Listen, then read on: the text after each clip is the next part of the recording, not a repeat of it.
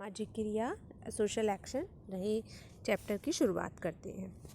तो सामाजिक क्रिया का शाब्दिक अर्थ होता है कार्य। कर्म अर्थात संस्कृत भाषा के क्र धातु से बना हुआ है। क्र का अर्थ है करना। तो कर्म शब्द का प्रयोग व्यापक अर्थों में हिंदू धर्मशास्त्रों, भारतीय दर्शन आदि में देखा जा सकता है। भारतीय दर्शन में भी संपूर्ण जीवन को कर्म बताते हुए लिखा है, जीवन ही कर्म है। लेकिन इसे हम समाजशास्त्र की परिभाषा में देखें तो समाज वैज्ञानिकों की अपेक्षा समाजशास्त्रियों के व्यक्ति के व्यवहार की ओर निश्चय ही अवश्य ध्यान देना चाहिए, क्योंकि उनकी रुचि विशेष रूप से सामाजिक क्रिया की प्रकृति को जानने में होती है। तो समाजशास्त्रीय दृष्टिकोण से हम यदि बात करें तो समाजशास्त्रीय दृष्टिकोण से किसी उद्देश्य की पूर्ति के लिए किया जाने वाला व्यवहार क्रिया कहलाता है। अब हम बात करते हैं सामाजिक क्रिया की परिभाषा एवं अर्थ। समाजशास्त्र में सामाजिक क्रिया की अवधारणा को सर्वप्रथम एल्फ्रेड मार्शल ने देखा था और इन्होंने इसके संबंध में कुछ इसके अर्थ बताए थे और इसकी परिभाषा दी थी। जैसा कि सबसे पहले वेबर ने सामाजिक क्रिया की निम्न परिभाषा दी है कि किसी क्रिया को तब सामाजिक क्रिया कहा जा सकता है जब व्यक्तियों तथा व्यक्तियों के द्वारा लगाए गए व्यक्तिनिष्ठ अर्थ के कारण वह दूसरे व्यक्तियों के व्यवहार से प्रभावित हो तथा उसके द्वारा उसकी गतिविधियाँ निर्धारित हो। यानी जब कोई व्यवहार किसी दूसरे व्यक्ति के द्वारा किए गए व्यवहार से प्रभावित होकर किया जाता है और वह व्यवहार अर्थपूर्ण होता है तो हम इसे सामाजिक क्रिया कहते हैं। वेबर के अनुसार कोई भी क्रिया जब अन्य व्यक्ति की क्रिया से प्रभावित होती है तब वह सामाजिक क्रिया कहलाएगी। इसे दूसरे रूपों में हम इस प्रकार स्पष्ट कर सकते हैं कि मनुष्य के जीवन में अनेक आवश्यकताएं होती है। वह जो भी कार्य करता है उसके पीछे उसका कुछ ना कुछ उद्देश्य अवश्य होता है और इस उद्देश्य की पूर्ति के लिए ही उसे आचरण करना होता है। अतः समाज में रहकर सामाजिक अंतःक्रिया आवश्यक है और इन्हीं अंतःक्रियाओं के परिणाम स्वरूप सामाजिक संबंध उत्पन्न होते हैं। किंतु सामाजिक क्रिया के अंतर्गत मानव के वे ही व्यवहार सम्मिलित किए जाते हैं जो कि अर्थपूर्ण हो। वेबर उद्देश्यपूर्ण मानव व्यवहार को ही सामाजिक क्रिया कहते हैं और जिस मानव व्यवहार का कोई ना कोई उद्देश्यपूर्ण अर्थ न निकले वह सामाजिक क्रिया की परिधि में नहीं आता है। इसी प्रकार थियोडोरसन के अनुसार क्रिया वह व्यवहार है जिसका व्यक्ति के लिए कुछ अर्थ होता है अर्थात उसका व्यवहार उद्देश्य निर्धारित करता है। तो सामाजिक समस्या के समाधान के लिए नियोजित प्रयास सामाजिक क्रिया कहलाता है। क्रिया व्यक्ति तथा व्यक्तियों को प्रभावित करते और यह प्रभावित वह सामाजिक क्रिया है। तो पार्सन के अनुसार सामाजिक क्रिया कर्ता की परिस्थिति व्यवस्था में वह प्रक्रिया है जिसका अकेले कर्ता के लिए या सामूहिक रूप से उस व्यक्ति के समूह के व्यक्तियों के लिए प्रेरणात्मक महत्व होता है। नेक्स्ट हम बात करते हैं सामाजिक क्रिया के तत्वों के बारे में। तो सामाजिक क्रिया में कौन कौन से तत्व होने चाहिए? इसमें सर्वप्रथम कर्ता होना चाहिए। कर्ता यानी जो क्रिया से संबंधित है और जो क्रिया की रचना कर रहा है। स्वयं के लिए शरीर परिस्थिति का एक अंग मात्र है तथा शरीर लक्ष्य को प्राप्त करने के लिए वह साधन है या स्थिति मात्र है। क्रिया करना तो अहम का ही कार्य है, इसलिए कर्ता के अभाव में क्रिया संभव नहीं होती है। दूसरा है लक्ष्य। तो कर्ता के अनेक लक्ष्य होते हैं, उनमें से वह किसी न किसी लक्ष्य का चयन करके उसकी प्राप्ति के लिए क्रिया करता है। जब लक्ष्य प्राप्त हो जाता है तो क्रिया भी समाप्त हो जाती है। तीसरा है परिस्थितियाँ। डेविस ने सामाजिक क्रिया का तीसरा महत्वपूर्ण वह स्थिति बताई जिसमें क्रिया की जाती है। तो डेविस के अनुसार स्थितियाँ हमेशा बाहर की होती है, कुछ स्थितियाँ स्वयं कर्ता में विद्यमान होती है, अनेक स्थितियाँ सामाजिक होती है और बाह्य होती है, जैसे कानून जिसका पालन कर्ता दंड के भय के कारण करता है। डेविस ने सामाजिक क्रिया से संबंधित स्थितियाँ जो लक्ष्य प्राप्ति को सीमित करती है तथा उसकी उत्पत्ति के 3 स्रोत होते हैं: भौतिक पर्यावरण, आंतरिक योग्यता एवं समाज। उसी प्रकार फोर्थ है साधन।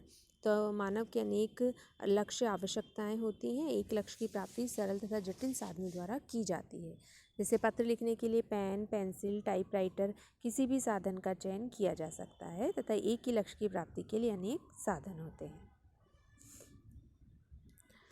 सामाजिक क्रिया समाजशास्त्रियों के अनुसार इसके विचार।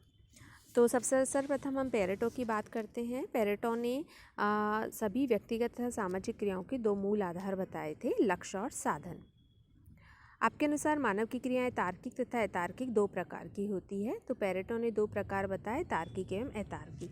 तार्किक क्रियाओं का आधार वस्तुपरक होता है तथा अतार्किक क्रियाओं का आधार व्यक्तिपरक होता है। तार्किक क्रिया में लक्ष्य व साधन दोनों में तालमेल तथा सामंजस्य होता है। ऐसी सामाजिक क्रियाएं आपके अनुसार वस्तुपरक होती है। क्रिया के संबंध में जो मानव के सामने समस्याएं आती है वो पेरेटो के अनुसार निम्न प्रकार है। लक्ष्यों की अज्ञानता के कारण कर्ता के लिए तार्किक एवं अतार्किक साधनों को समझना कठिन हो जाता है। तो परलौकिक लक्ष्य की स्थिति में कर्ता के लक्ष्य एवं साधन के बीच उचित तथा अनुचित संबंधों का निर्णय लेना भी कठिन कार्य हो जाता है। कर्ता के लिए उचित तथा अनुचित कार्य को ज्ञात करना एक समस्या बन जाती है और एक कार्य एक स्थिति में उचित हो सकता है, वही कार्य दूसरी स्थिति में अनुचित हो सकता है। अब है अतार्किक क्रिया के तत्व क्या क्या हैं। तो अतार्किक क्रिया में आता है आपकी मूल प्रवृत्तियाँ, चालक, रुचि, मनोभाव या भ्रांतिक तर्क। ये पेरेटो ने अतार्किक क्रिया के 5 कारक बताए हैं। नेक्स्ट हम बात करते हैं मैक्स वेबर के विचारों के बारे में। तो मैक्स वेबर ने अपनी पुस्तक the theory of social and economic organisation में समाजशास्त्र को सामाजिक क्रियाओं के अध्ययन करने वाला विज्ञान बताया है। इन्होंने बताया था कि समाजशास्त्र वह विज्ञान है जो सामाजिक क्रिया के व्याख्यात्मक बोध द्वारा उसी दिशा में क्रम तथा परिणामों के कार्य कारण विश्लेषण पर पहुंचने का प्रयास करता है। आपके अनुसार समाजशास्त्र को सामाजिक क्रिया में विद्यमान कारणों तथा उसके परस्पर संबंधों, प्रभाव आदि का विश्लेषण करना चाहिए।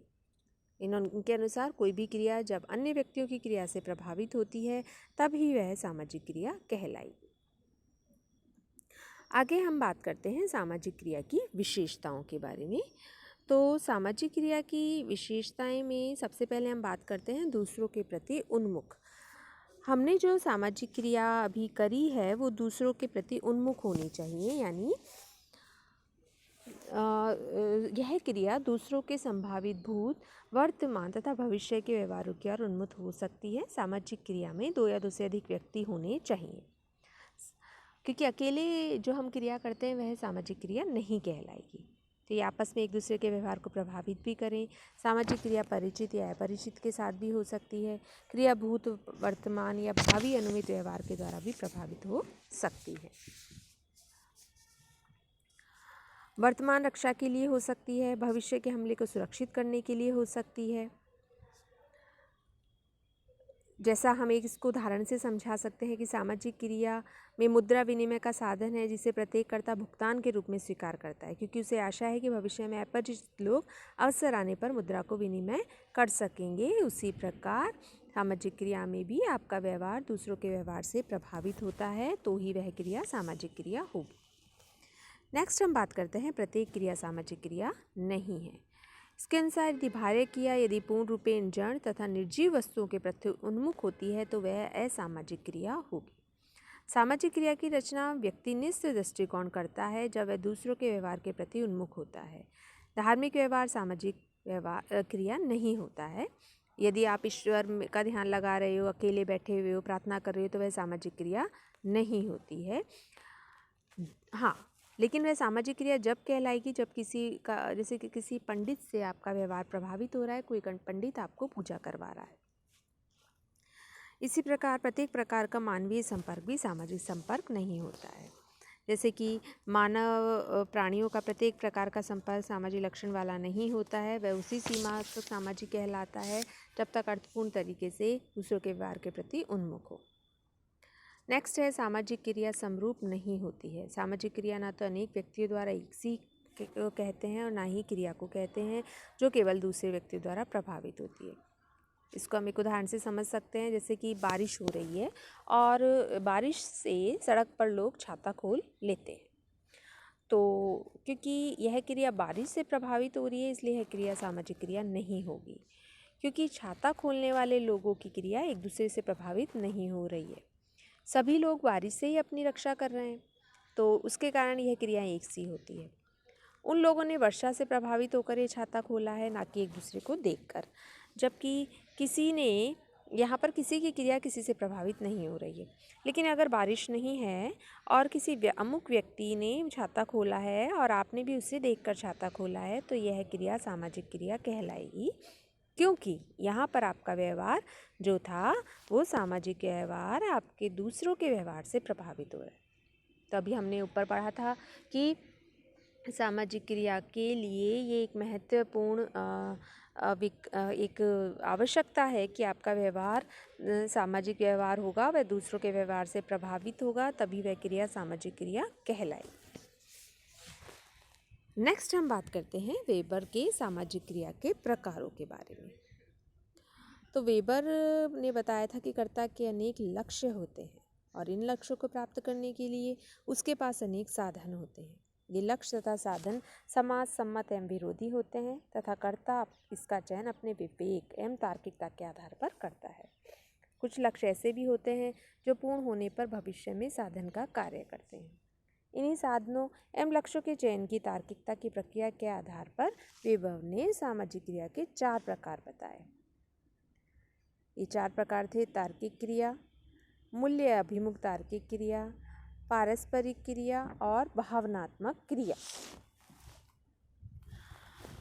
तार्किक क्रिया वेबर ने सामाजिक क्रिया का जो प्रथम प्रकार तार्किक बताया था, जिसे कि जर्मन भाषा में हम स्क्वेलेशियोनालिट यानी विवेकी क्रिया भी कहते हैं। तो मैक्स वेबर के अनुसार यह क्रिया तार्किक क्रिया तथा विवेक अभिमुख क्रिया होगी। अब इस क्रिया के ही संबंध में जो वेबर ने नेक्स्ट बताया था कि व्यक्ति सामाजिक क्रिया अपनी आवश्यकताओं की पूर्ति के लिए ही करता है।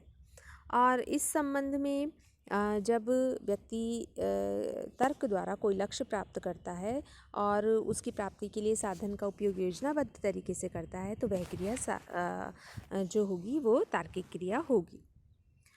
दूसरी क्रिया है मूल्य अभिमुख क्रिया।